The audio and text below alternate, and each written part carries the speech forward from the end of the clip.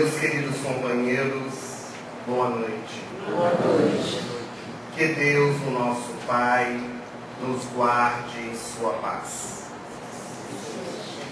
É no mês de Nisan, mês de março, abril do nosso calendário ocidental. Jesus havia sido convidado a participar de uma festa, de uma boda, de um casamento. Alguns estudiosos dizem que eram parentes próximos de Jesus. Ali estava uma pequenina grande multidão participando do evento que para o povo judeu é de grande importância. Na vida do judeu, o casamento é preparado com uma meticulosa preparação. A noiva cabe cuidar dos belos adornos, do vestido, e ao noivo a grande festa. No dia do casamento, o noivo deve ir à casa da noiva para buscá-la junto com seus amigos. A noiva deve estar preparada, as suas amigas do lado de fora com as lamparinas acesas. E quando chega o noivo, junto com seus amigos, é necessário fazer uma grande algaravia, uma grande festa para poder recebê-los. Depois dos cumprimentos, o cortejo segue até a casa do noivo, onde ocorre a celebração. De acordo com a classe social do judeu que vai se casar, a festividade pode durar em torno de 3 a 7 dias. Isso vai variar, conforme dissemos, as posses materiais da família que vai se juntar através do matrimônio. Para eles, é uma desonra se durante a festa do casamento acabar a alimentação ou vinho. Representa a desgraça para aquele casal que está iniciando uma nova vida, a vida 2. Naquela oportunidade, conforme dissemos, o mestre encontrava-se junto com a sua mãe, André, Simão, Tiago e João, os 4 primeiros discípulos que foram chamados por ele a participar das boas novas de alegria. Em determinado momento da festa, a mãe de Jesus percebe que o noivo estava um tanto quanto preocupado. Ele andava para um lado, para o outro, parecendo resolver alguma questão muito importante. E foi quando ela soube que o vinho havia acabado naquela festividade. Tomada de compaixão pelos noivos, por aquele casal que iniciava uma nova vida, procurou então seu filho amado, que ela reconhecia ser o grande Messias, aquele que o povo judeu aguardava desde há muito, que as antigas profecias diziam que seria o grande libertador. E aproximando-se do seu filho amado, ela diz ao mestre o que se sucedia. Jesus, olhando para a mãe, que se compadecia, disse a ela: nem a mim e nem a tu interessa este assunto. Ainda não é chegada a minha hora. Mas Maria, aquela mãe dadivosa, que na primeira vez no Evangelho vai se transformar na intercessora, ela continua a reclamar, a pedir auxílio por aqueles que estavam passando por dificuldades.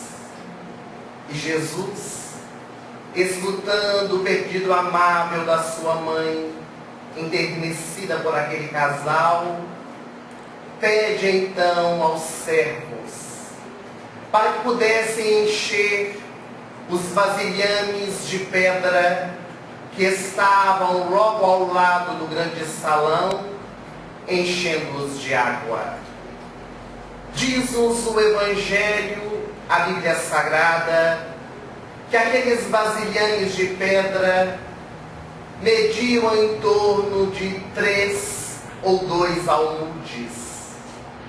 Almudes era uma medida daquela época que correspondia hoje a 40 litros aproximadamente.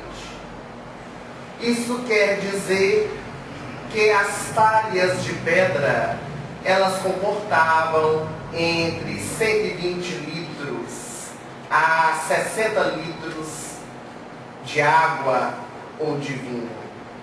E conforme então Jesus havia pedido, solicitado aqueles servos, eles encheram os vasilhames de água até o tampo. E Jesus, estendendo a sua mão em direção àqueles potes de barro, ele então agora diz: tomai e levai, para que o mestre-sala possa provar do vinho que agora oferecemos aos convidados. O mestre-sala, nos dias de hoje, representaria em nossas festividades o mestre de cerimônia, o maître, o responsável pela distribuição da bebida e da comida aos convidados. Os servos fizeram como Jesus disse. Tomaram então daquele líquido e levaram para que o mestre-sala pudesse provar. E logo que o mestre-sala sorveu daquele vinho, porque a água havia transformado-se em vinho, ele mandou chamar o noivo, dizendo-lhe a seguinte frase: todo homem põe primeiro o bom vinho, e quando estão embriagados, serve o inferior. Tu conservaste o bom vinho até agora. Esse versículo, colocado na Bíblia Sagrada, foi um dos que o espírito Fritzschein, bondoso servidor, divulgador da doutrina espírita, fez comentários no livro que hoje, com muita alegria, estamos lançando, o livro Páginas Singelas. Esse benfeitor espiritual, um amigo dileto de tantas horas, tem sido o grande servidor da doutrina espírita. Meimei, aquela que fora em vida a esposa de Arnaldo Rocha, até hoje vivo, um grande divulgador da doutrina espírita, ela teve a oportunidade de prefaciar essa obra, o livro Páginas Singelas, e dentre outras palavras ela vai dizer: prefaciar a obra do querido e amado Fritzschein é tarefa dificílima, porque ele é um ser que por sua postura e simplicidade já se auto-apresenta. Geralmente em nossos livros, quando os editamos, apresentamos uma pequena biografia para que o leitor possa conhecer o seu autor espiritual. E quando nós estávamos preparando a edição para o lançamento do livro Páginas Singelas, em uma de nossas reuniões mediúnicas, nós então perguntamos ao querido Fritzschein acerca da sua existência, para que ele pudesse nos trazer alguns fatos, alguns relatos da sua existência, a fim de que nós outros pudéssemos conhecer acerca da sua vida da sua trajetória aqui na Terra. E de forma muito simples, o nosso benfeitor, amigo espiritual, ele vai nos dizer na sua simplicidade, que quando esteve na Terra, a sua vida não teve nenhuma notoriedade, que as suas atitudes não serviram de exemplo para ninguém, e silenciou. Mas conforme diz a nossa querida Meimei, são as palavras, são o conteúdo das mensagens que vão dizer por si só, que vão mostrar a trajetória desse espírito. Sabemos que ele viveu na Alemanha, foi médico, mas não temos dados referentes à sua existência. Muitos o confundem com Adolfo Fritz, o notável espírito que durante muitos anos trabalhou com o médium José Arigó. Mas esse Fritz não é o Adolfo Fritz, é Fritzschein, porque na Alemanha o nome Fritz é muito comum, como aqui no Brasil João, Manuel, Maria e outros. Mas o fato é que esse notável irmão tem sido para nós um pai, um amigo, um tutelador, aquele que nos tem auxiliado na nossa trajetória, seja na divulgação, seja nos trabalhos mediúnicos. E a mensagem de número 47, que ele intitulou Exemplificação Diária, ele vai comentar então este versículo, que já o citamos. Todo homem põe primeiro o bom vinho, e quando estão embriagados, serve o inferior. Tu conservaste o bom vinho até agora. Diz o Espírito Fritzschein. Na Bíblia Sagrada, a primeira realização pública de Jesus se dá nas bodas de Caná. O festim, o casamento, do qual Jesus e sua família participaram. Na oportunidade, pela transmutação da matéria, o mestre por excelência revelou-se aos homens no fenômeno físico.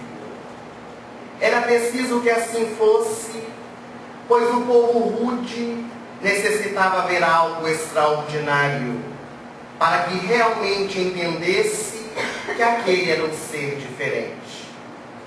No entanto, a simbologia do vinho produzido por Jesus deve merecer uma busca curada do entendimento. O vinho mundano havia acabado. A bebida a ser distribuída na festividade, que já durava alguns dias, havia esgotado, quando a pedido da sua mãe, a intercessora, o Rabi resolve auxiliar. Faz vinho novo, elogiado pelo mestre de cerimônias e pelos convidados. Na simbologia espiritual, o vinho que se extingue seriam as comemorações realizadas pelos enlaces matrimoniais, no consórcio de interesses apequenados, como a beleza, o poder e a riqueza. Tudo passa com o transcurso do tempo. A riqueza e o poder poderão se esvair. A beleza será carcomida pela idade. O que perdurará? Chega Jesus, trazendo vinho novo para a celebração nupcial, na representatividade do amor. O amor puro e verdadeiro, que deve nortear os compromissos afetivos de todos os que elejam uma vida em comum. É preciso que busques ler nas entrelinhas os ensinamentos deixados por Jesus, seja nas lições, mensagens ou parábolas, ou ainda em suas realizações, fatos e vivências. Sua vida é rica de detalhes e Ele te convida a ver com os olhos de ver e ouvir com os ouvidos de ouvir. Quando buscares realmente o entendimento dessas passagens evangélicas, vivenciá-las-ás de forma harmônica e correta, alcançando a plenitude. Luta paulatinamente e vencerás. Busca transformar o homem velho em homem novo, e tua vida terá novo sentido. Nós gostaríamos de enriquecer alguns comentários sobre os comentários do nosso querido benfeitor espiritual. Foi nas bodas de Caná que Jesus principiou o seu trabalho.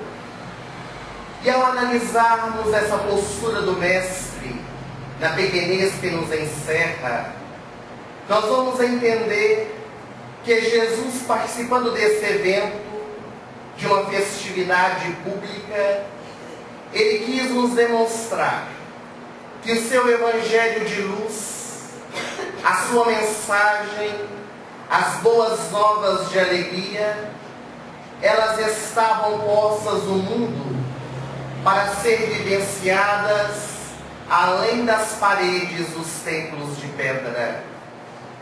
Onde quer que nós nos encontremos, deveremos vivenciar a postura doutrinária, evangélica das mensagens divinas. Nós, os cristãos, ainda temos uma visão muito apequenada do que vem a ser a religião.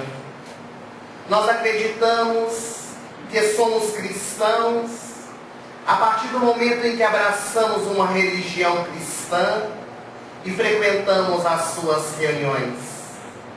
Sejam os católicos, as missas, sejam os evangélicos em seus cultos religiosos, ou nós, os espíritas, nas reuniões públicas, nas tarefas, no trabalho diário dentro da casa espírita.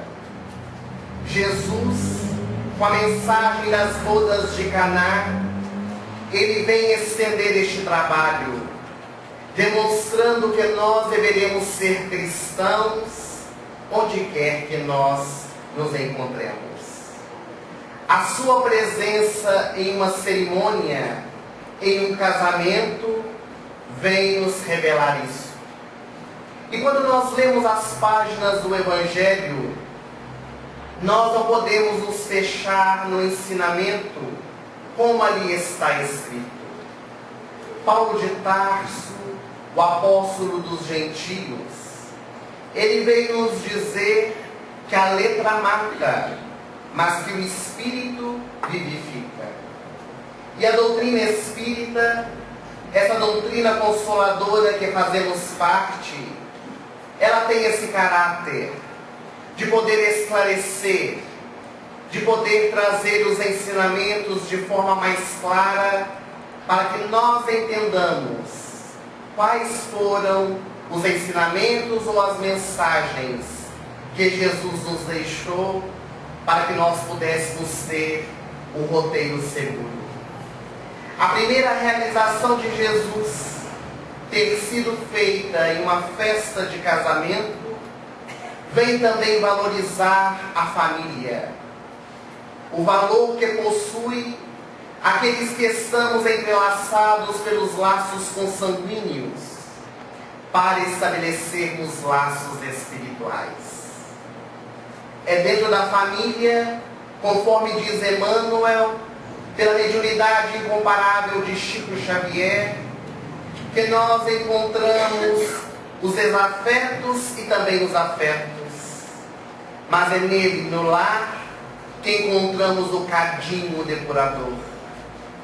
onde vamos aparando as nossas arestas e desenvolvendo as nossas qualidades e as nossas virtudes. Foi ali nas bodas de Caná que Jesus, estendendo as mãos em direção às talhas de pedra, transformou a água em vinho. E quando nós lemos essas informações no Evangelho, muitos de nós aditamos ser um milagre, o grande milagre realizado por Jesus. A doutrina espírita, através do Espírito de Verdade, principalmente na quinta obra da codificação, o livro A Gênese, vai nos informar que a palavra milagre, ela foi criada pelo homem para designar tudo aquilo que ele não conseguiu explicar. Qualquer fato sobrenatural que aparentemente não pode ser explicado pelo homem, chama de milagre. Mas nós não podemos supor e compreender que Jesus, o nosso mestre por excelência, o governador espiritual do nosso planeta, nasça na terra e ele vai descumprir as leis que o próprio Pai criou. Ele veio para dar cumprimento às leis divinas, para demonstrar que elas existem e que precisam ser cumpridas. Quando Jesus transforma a água em vinho, ele está cumprindo com as leis da química, que hoje são facilmente explicadas pela ciência. Certa ocasião, entrevistando o orador e tribuno Divaldo Pereira Franco, nós o questionamos acerca desse assunto. E ele disse que o que houve foi uma transmutação da matéria, a transformação química de um elemento para outro. O que hoje é muito bem explicado pelo magnetismo. Quem de nós nunca ouviu dizer de garrafas termais, onde se colocam água para tratamentos, inclusive, de doenças raras, e quando a pessoa sorve da água, modifica-se o paladar, porque a garrafa, ela imanta na água um outro sabor diferente. Quantos de nós, a própria casa espírita, ao levarmos a água magnetizada, fluidificada para casa, ao solvermos dela, às vezes não sentimos um gosto diferente, gostos de rosas, cheiro com perfumes, às vezes gosto de remédio. É a espiritualidade trabalhando os recursos, os elementos químicos. Quando nós falamos de Jesus, nós vamos muito mais além. O maior espírito que esteve na terra, naturalmente conhecedor das leis, podia perfeitamente manipulá-las para atender à necessidade do momento. Mas mesmo assim, muitos teístas, muitos ateístas, muitos daqueles que querem denegrir o Evangelho de Jesus, vão dizer que o Mestre transformou a água em vinho para embebedar as pessoas. Se o vinho havia acabado, por que ele deveria fazer mais para que as pessoas pudessem tomá-lo? Será que estava incentivando o uso das bebidas alcoólicas? E muitas vezes nós fazemos esse juízo porque desconhecemos as leis divinas. Moisés, o grande legislador hebreu, no Antigo Testamento, por diversas vezes vai falar sobre o uso do vinho, o uso correto e devido. Muitas vezes usado como medicamento para lavar as feridas, outras vezes nas festividades e também dentro das realizações religiosas. Mas sempre no Antigo Testamento fazia com que as pessoas pudessem refletir sobre o seu uso, que não fosse em demasia. Mas a criatura dotada do livre-arbítrio, ela pode utilizá-lo da forma que melhor lhe aprouver. E ao escolher, naturalmente terá as consequências e assumirá as responsabilidades. Mas segundo Divaldo Franco, esse vinho era um vinho diferente. E os próprios benfeitores espirituais nos falam acerca disso. O vinho era tão diferente, tão saboroso, que o mestre Sala chamou o noivo para o cumprimentar. Dizer que o melhor vinho fora guardado para o final da festa.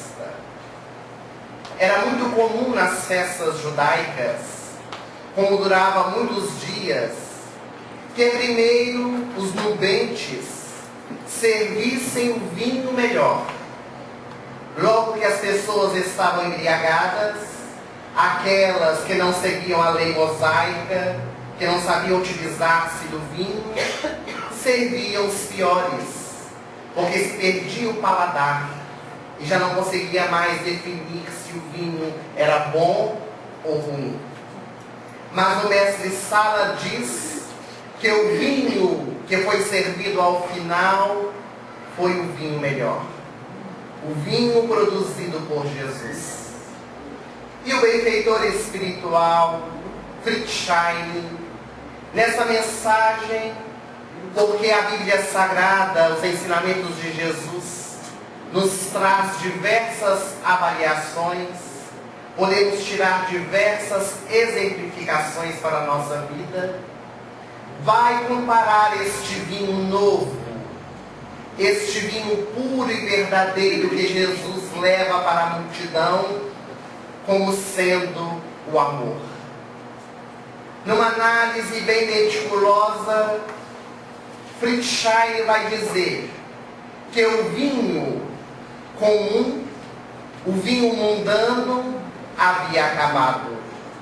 E que agora ele trazia o vinho verdadeiro, o vinho melhor. Nós podemos fazer essa análise, segundo as palavras do benfeitor espiritual, como sendo os casamentos que ora estão em voga no mundo.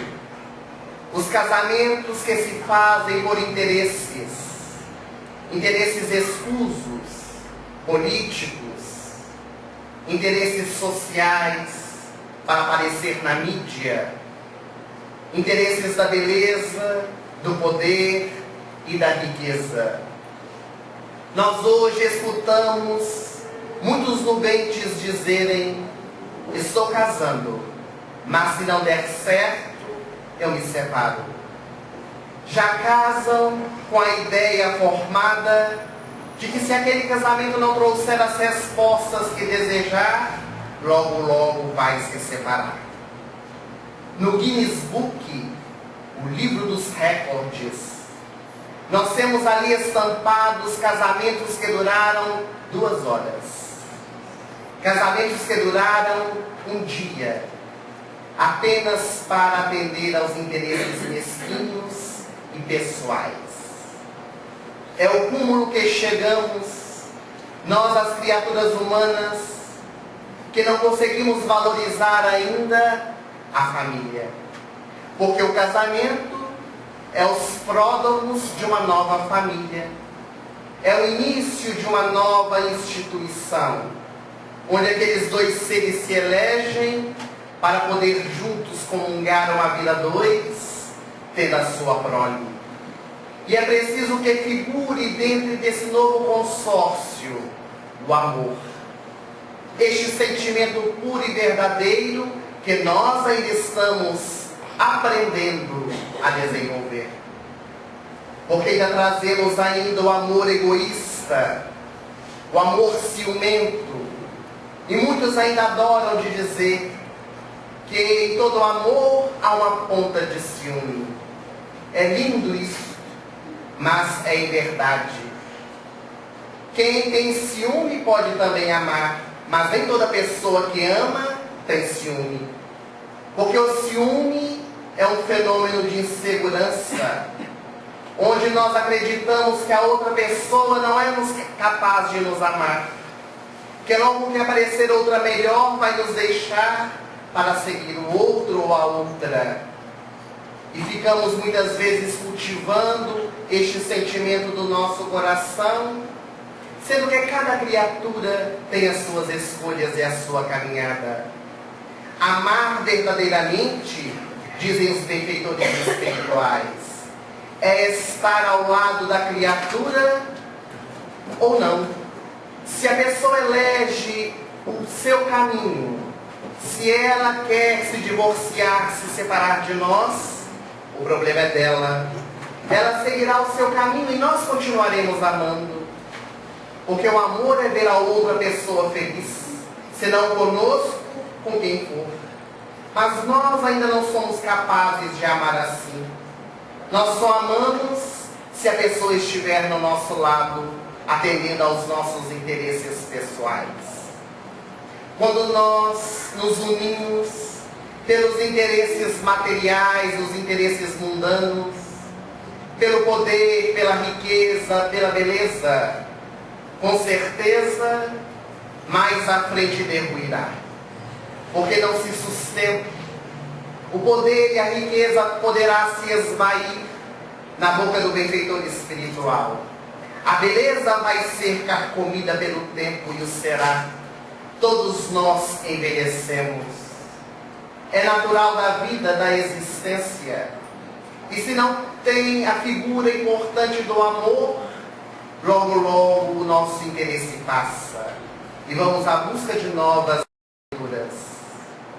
Jesus vem nos trazer então este vinho novo, valorizando as uniões realizadas com sentimento puro e verdadeiro do amor. Para que nós possamos, a nossa vida diária, meditarmos acerca desse assunto. Desde sempre, os benfeitores espirituais se preocuparam acerca desse assunto. Quando nós tomamos em nossas mãos o livro Vida e Sexo, psicografia de Francisco Cândido Xavier, pelo Espírito Emmanuel, nós encontramos diretrizes seguras para os nossos relacionamentos. E ele vai trazer os capítulos 1 a 1, falando dessa vivência diária, de uns para com os outros, descobrindo o sentimento dentro do coração.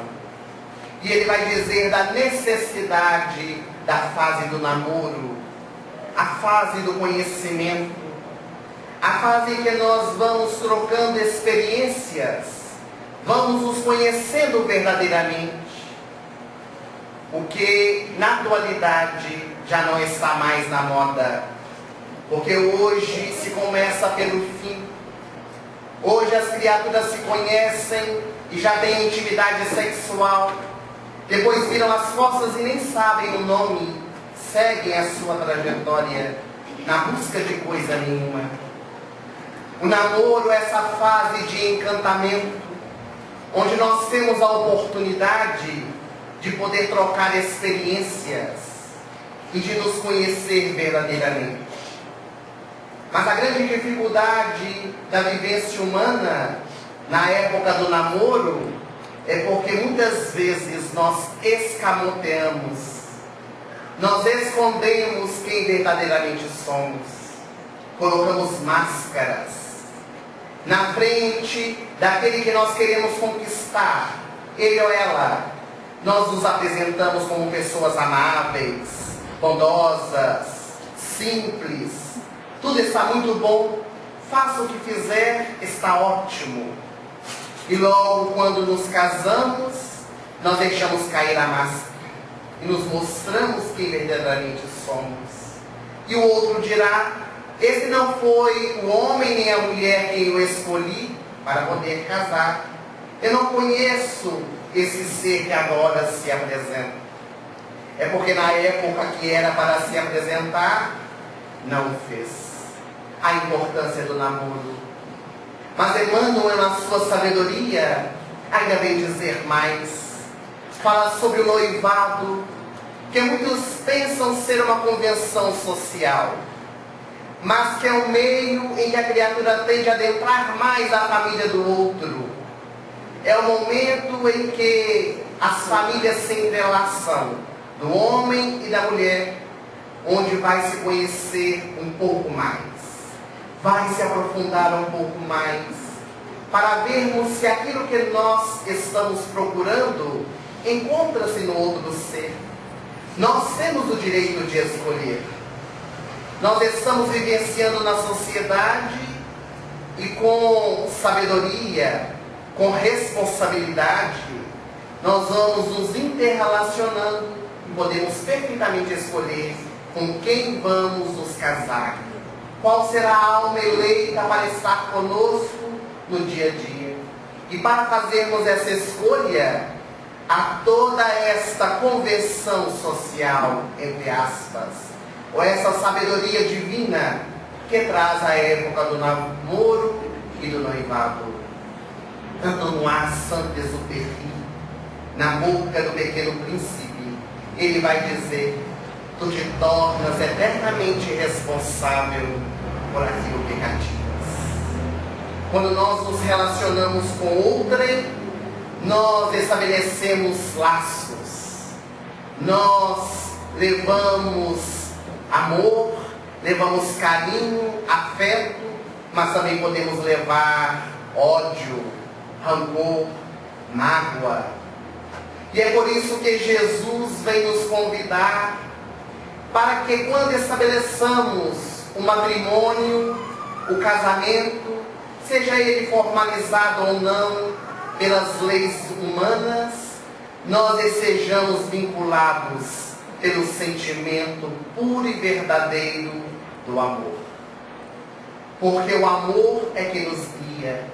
Quando tudo está caindo por terra, se dentro do nosso lar nós temos a figura do amor, nós nos sustentamos. E dirá o Evangelho segundo o Espiritismo, quando fala a respeito do matrimônio e a indissolubilidade do casamento, que o divórcio é algo que faz parte das leis humanas e também das leis divinas. Quando a criatura, ela deseja cortar os laços com seu parceiro, com a sua parceira, tem o livre-arbítrio para fazê-lo. Mas que essa atitude seja o último passo. Somente quando o amor não conseguir mais resolver as dificuldades vivenciadas dentro do lar. Porque a criatura, ela corta os vínculos naquela existência, mas ainda continuará ligada à criatura pelos laços espirituais. Não levou a sua cruz até o fim, com galhardia, com sentimento de amor, não apenas suportando o outro, mas o amando.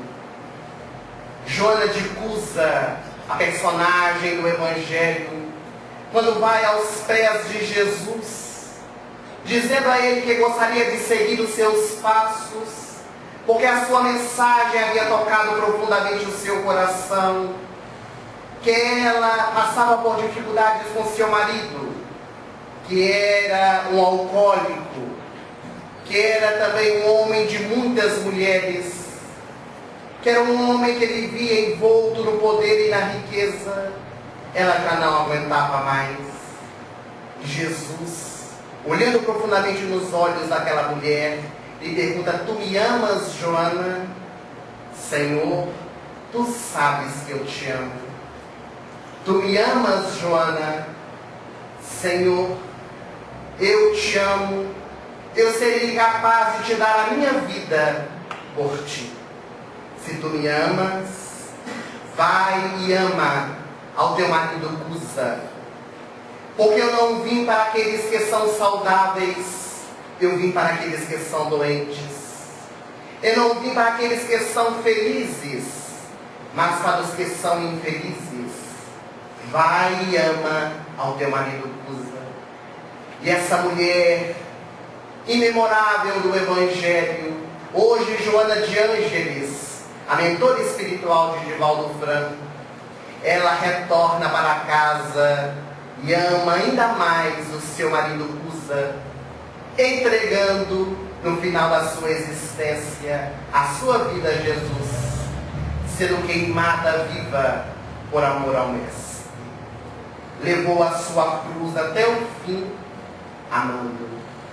É preciso então que dentro do nosso lar nós recebamos este vinho novo, produzido por Jesus, para que o amor possa figurar a cada dia dentro do nosso lar. É claro que as dificuldades existem.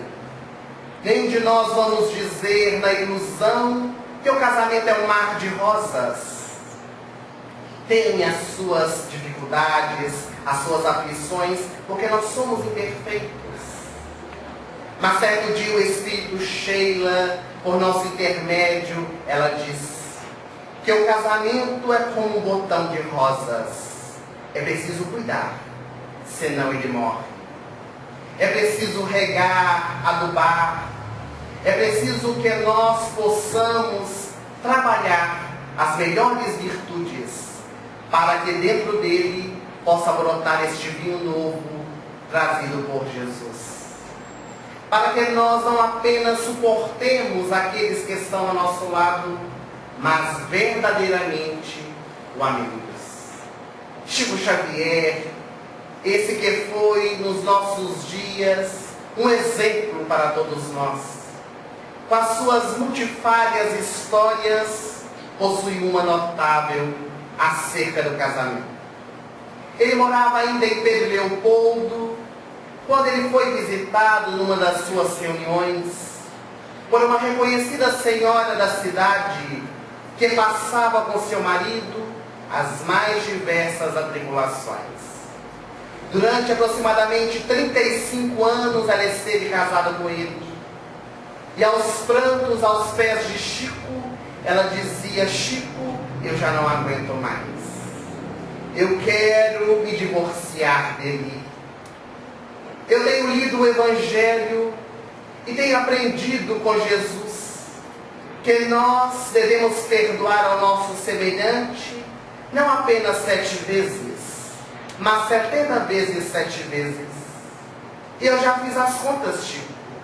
70 vezes 7 vezes é 2.490 vezes.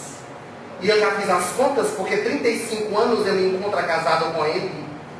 E já se passaram mais de 2.490 vezes. Eu já lhe perdoei mais do que o Evangelho nos ensina. Eu posso me separar dele. Chico Xavier olhou para ela com a sua bonomia, deu um leve sorriso nos lábios e viu Emmanuel que estava atrás da senhora sofredora. Emmanuel está me dizendo que é 70 vezes 7 vezes cada ofensa, cada uma delas. Mas minha irmã, continue com seu marido, leve a sua cruz até o fim, ame-o ainda mais. E ela saiu desolada, porque ela queria encontrar no Chico respaldo para o seu divórcio. E quando ela saiu, eis que alguns companheiros que estavam em volta disseram a Chico Xavier: mas Chico, nós não estamos lhe entendendo. Essa mulher já está sofrido tanto com seu marido, e ela vem pedindo conselho, e você peça para que ela fique ao lado dele ainda mais, sofrendo, passando aflições. Ele apenas disse: foi Emmanuel, meus filhos. Passado uma semana, o marido dela desencarnou.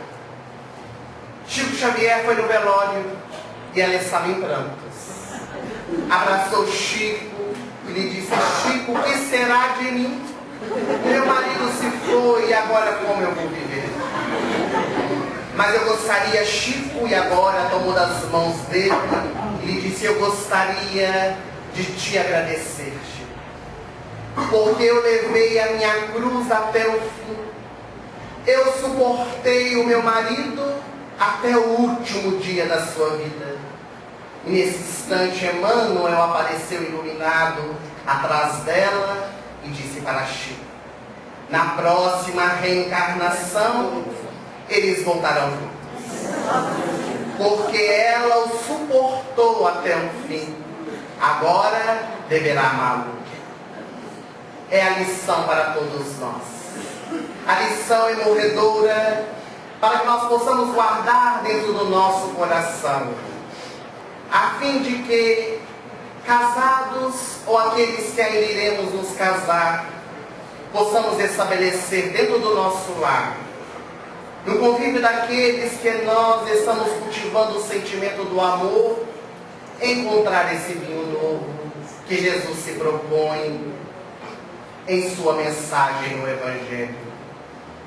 Mas o Espírito Friedstein, neste livro Páginas Singelas, vai escrever 52 lições, tomando dos versículos da Bíblia Sagrada e explicando-os à luz do Espiritismo.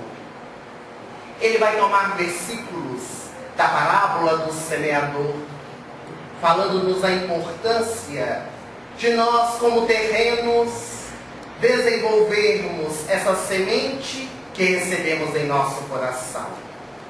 Ele vai nos falar acerca da parábola do samaritano, a parábola maravilhosa do Evangelho de Jesus, que nos convida à prática da caridade verdadeira, a caridade segundo entendia Jesus, descrita na questão 886 de O Livro dos Espíritos.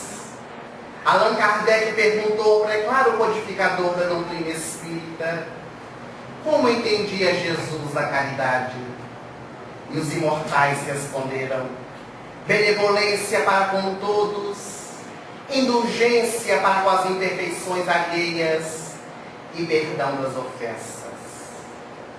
Mas ainda o amável benfeitor vai falar acerca de alguma das bem-aventuranças, aquelas que Jesus ditou no Sermão do Monte, roteiros, códigos de vida, para que nós possamos colocar em prática em nosso dia a dia. Ele nos falará da importância de nos tornarmos os pacificadores, aqueles que não apenas vamos exercer a paciência conosco mesmo, mas levaremos também a pacificação por onde quer que nós estejamos. Ele vai nos falar acerca daquela mensagem maravilhosa do Evangelho da Via Crucis, quando Jesus levanta a sua pesada cruz ao Monte Gólgota e cai pela primeira vez. Ele vê as mulheres piedosas do Evangelho, Maria, sua mãe, Madalena, Salomé, Marta e Maria, as irmãs de Lázaro, Joana de Cusa. Elas se encontravam chorando porque o seu mestre seria levado ao holocausto. Onde estavam os homens? Todos eles haviam partido. Somente João, aquele rapazito de 18 anos, à época 19, que encontrava-se ao lado da mãe para poder auxiliá-la nos momentos de dor. Quando Jesus vê aquelas mulheres chorosas, levantando do chão para carregar a sua cruz, a fim de nos ensinar a carregar as nossas cruzes, ele vai dizer: mulheres, não choreis por mim, chorais antes por vós, porque se fazem isto ao ramo verde, o que não farão ao ramo seco. Demonstrando se nós, as criaturas humanas, estávamos levando o mestre dos mestres para a crucificação, o que nós não faríamos com aqueles outros da estrada, imperfeitos, assim como nós mesmos, durante a divulgação do Evangelho do Mestre. era a preparação para aqueles que viriam por vir, que passariam para as dificuldades mais atrozes. O benfeitor Fritzschein ainda nos falará acerca da parábola do rico e Lázaro. Aquela parábola tão pouco comentada no nosso movimento espírita, em que um homem se encontrava às portas da mansão de um homem muito rico. Ele necessitava alimentar-se, chamava-se Lázaro, que não é o Lázaro, irmão de Marta e Maria. Ele desejava alimentar-se das migalhas que caía da mesa do rico, mas ninguém lhe as dava. E quando ele parte para o mundo espiritual, e também o rico, eis que os dois se encontravam em patamares evolutivos diferentes. Lázaro encontrava-se nas altas esferas e o rico encontrava-se nas regiões inferiores. E quando ele vê a diferença dos dois, ele não pode crer que ele, que era rei, que era senhor, dono de muitas terras, agora estivesse numa condição inferior e que Lázaro estivesse acima dele.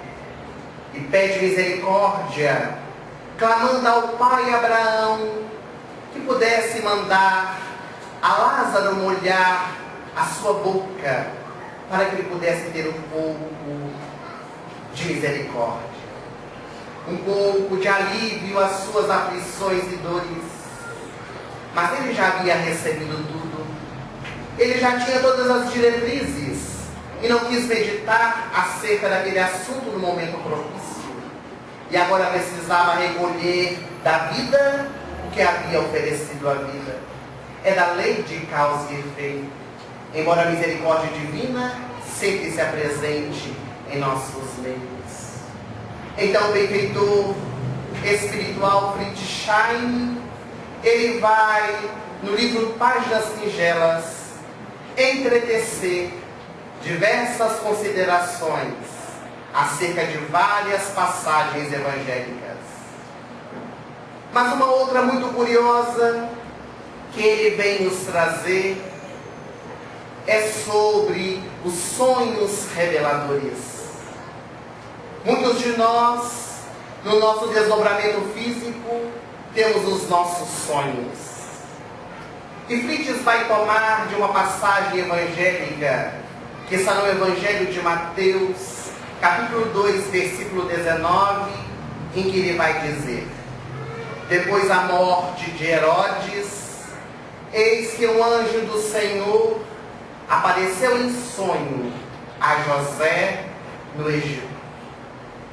E entretecendo seus comentários na mensagem que ele chamou sonhos reveladores, entre outras palavras, ele vai dizer que no transcorrer da história, no Antigo e no Novo Testamento, nós vamos encontrar tantos sonhos reveladores.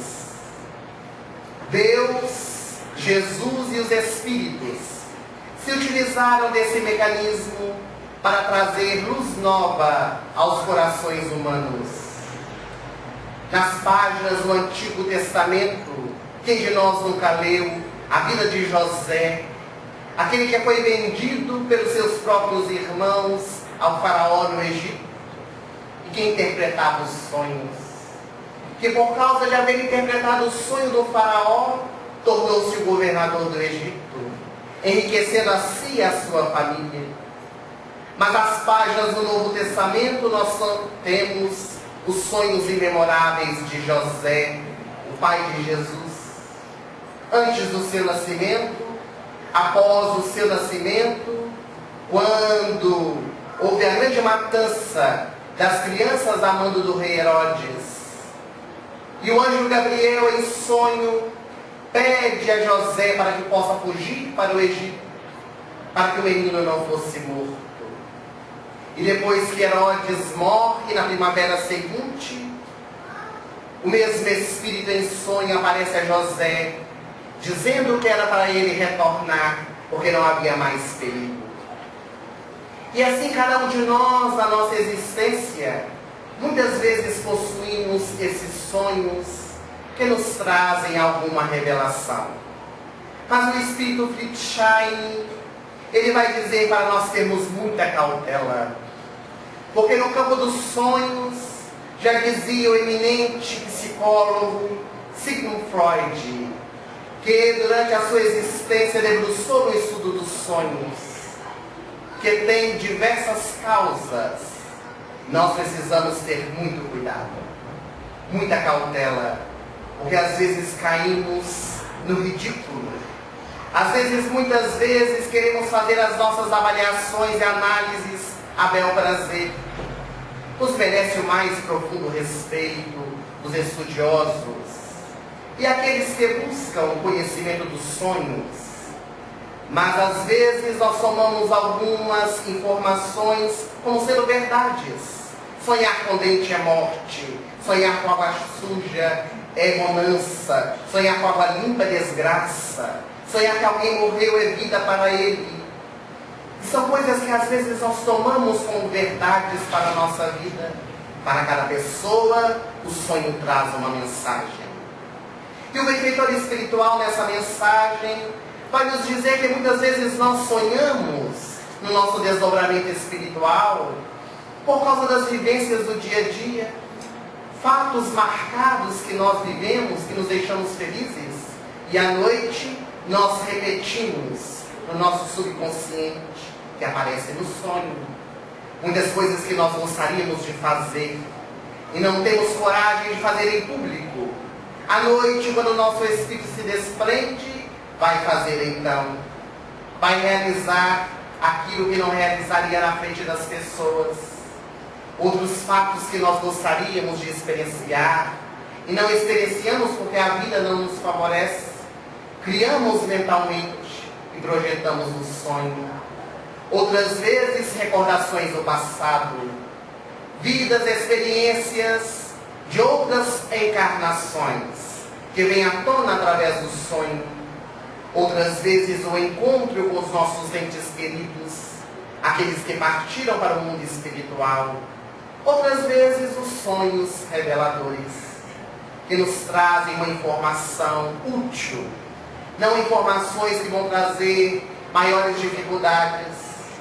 Porque às vezes a pessoa, ela não consegue filtrar a mensagem e leva para o outro sem meditar. É preciso que nós tenhamos responsabilidade perante as informações que nós levamos às pessoas que estão conosco na nossa caminhada. Esse livro, então, páginas singelas, como o próprio nome indica, é de muita simplicidade. Não há nada de novo, são informações contidas no nosso movimento espírita, mas que é sempre bom relembrar, para nós abrirmos a nossa mente, a nossa consciência para as verdades da vida. O Espírito Bezerra de Menezes, na quarta capa do livro, ele vai dizer, entre outras palavras, para nós finalizarmos: esta obra é profunda e simples. Friedstein, com seu conhecimento pautado na doutrina espírita, desbrava os ensinamentos de Jesus.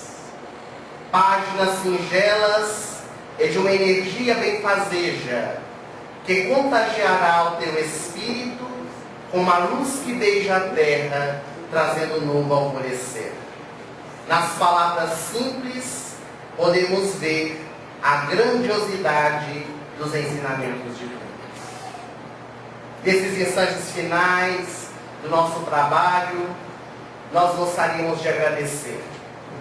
Agradecer a Deus e a Jesus pela oportunidade que nos confiou para realizarmos esse trabalho da divulgação e sermos medianeiros para que estes bondosos amigos possam trazer as suas mensagens. Agradecer esse valoroso Espírito Friedstein por estar nos auxiliando nesse trabalho, embora as nossas imperfeições. Agradecer a todos aqueles que fizeram com que este livro pudesse hoje chegar às nossas mãos.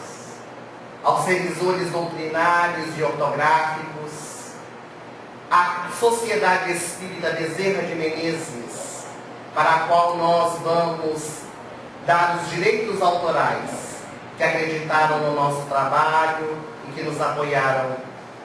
E por fim, agradecer à Fraternidade Espírita Augusto César Neto por nos haver aberto as suas portas, a fim de nós fazermos esse nosso lançamento compartilhando com os queridos companheiros. Nos recordamos e não cansamos de nos dizer nessa casa, quando há mais ou menos 6 anos nós estivemos aqui pela primeira vez. E ao entrar aquela porta, nós vimos a entrada do Espírito Augusto César Neto.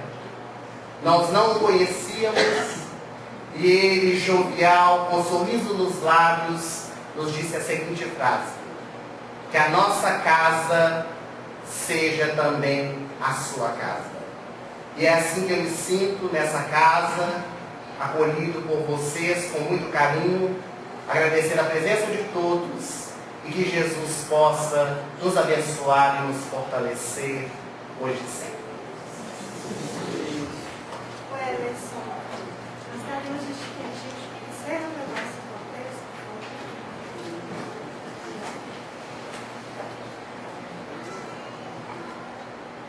Vamos nesses instantes a serenar os nossos corações, elevar as nossas mentes ao mais alto, a fim de que possamos receber as vibrações, as bênçãos que vertem do mais alto. Jesus, divino e amado Mestre, os nossos espíritos se entrelaçam numa só vibração de paz e harmonia. Agradecemos, Senhor, as bênçãos que temos recebido em nossa jornada, seja ela enquanto espíritos encarnados, sejam enquanto espíritos desencarnados. A tua misericórdia sempre se apresenta em nossa caminhada, sustentando-nos em nossa jornada rumo à luz. Agradecemos, Senhor e Mestre, essa noite dadivosa, onde aqui reunidos podemos receber as bênçãos que vertem do teu coração em favor de todos nós. Que esta instituição, essa casa de amor e de luz, possa continuar servindo, amparando, abençoando todos aqueles que se aportam a ela.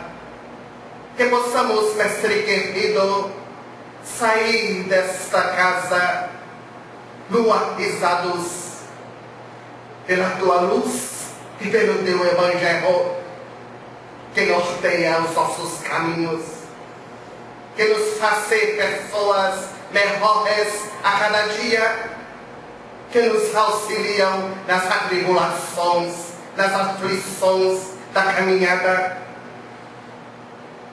Que possamos, Mestre querido, nos tornar a ser testemunhas vivas do teu Evangelho de amor,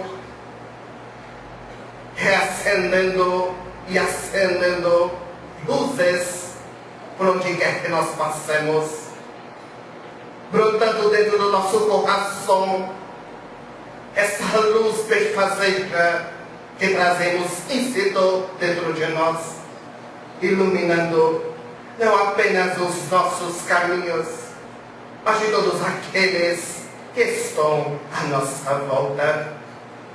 Agradecemos, Senhor e Mestre, e se conosco hoje e sempre. Receba no teu coração a prece do teu servidor Fritz Steiner,